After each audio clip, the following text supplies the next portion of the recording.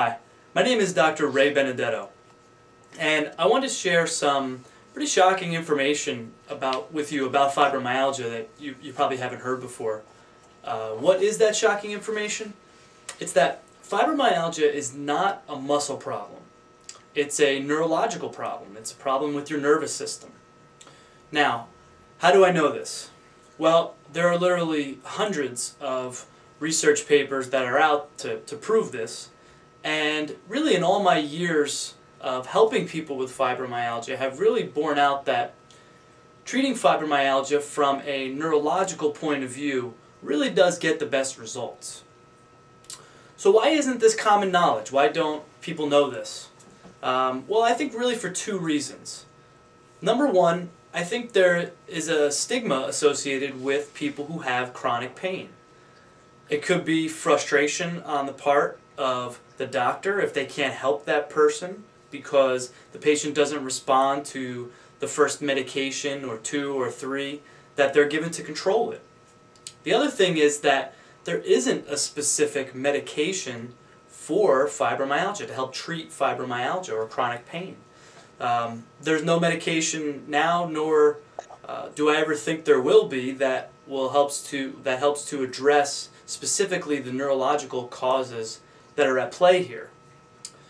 We're different in how we approach things and how we approach treating fibromyalgia. We want to treat you and not just your diagnosis. Yes, it's important, obviously, that when you come in to our office, that we understand where you're coming from and that we get a correct diagnosis. But we really need to take a step back and see who you are as a whole person and how this is affecting your life really in general. So what I want to do is let me briefly go into what this neurological problem is that we're talking about associated with fibromyalgia. So let me just explain briefly about the brain and how it functions. Okay, I have a little diagram here. There's three main parts to the brain. Okay, back here we have the cerebellum. Up top we have what most people will consider the brain. And then right in front of the cerebellum here we have the brain stem. Now, how the body usually works is this. How the brain usually functions.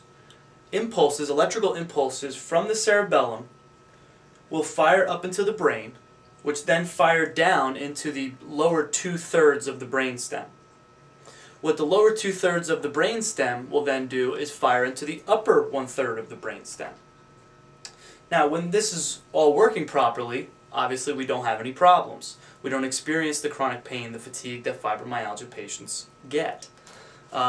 When the upper part of the brain stem goes unchecked or unregulated, however, so when this firing process is not taking place, that can wreak havoc on the body. Now, what kind of havoc are we talking about? Difficulty sleeping, for instance, which is one of those problems that fibromyalgia patients quite often have. They may have difficulty falling asleep, or they may have difficulty staying asleep. They're waking up often throughout the night. This is the area of origin for the sympathetic nervous system, part of the nervous system that also controls gut function. So a lot of patients will have diarrhea or constipation or irritable bowel syndrome will often result. Heart function. This is the area, the upper part of the brainstem where it's responsible for heart rhythms. So many patients will complain of palpitations or racing heartbeats. This is also the area of the brain that will send impulses down to the adrenal glands, which will release abnormal high levels of cortisol into the bloodstream.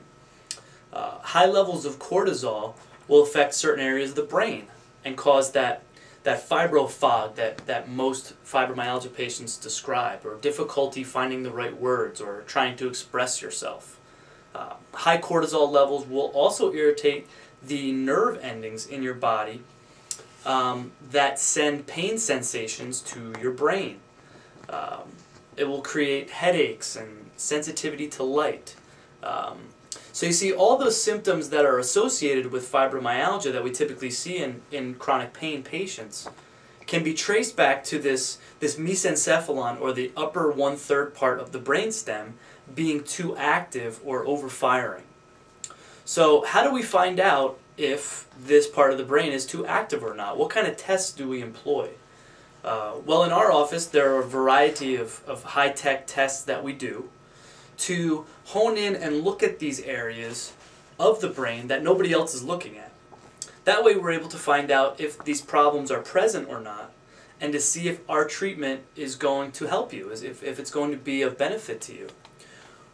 We also need to decide then, from those test results, what particular types of therapies you may need based on whether those tests are positive or negative. So in our office, when patients are hurting or they're in pain, we're not going to look at them on, we're not going to put them on the same track or on the same medical loop that they've already been through. There is no, well, here's another medication, if that doesn't work, we'll try this one, or some secret vitamin or supplement that's going to work for you.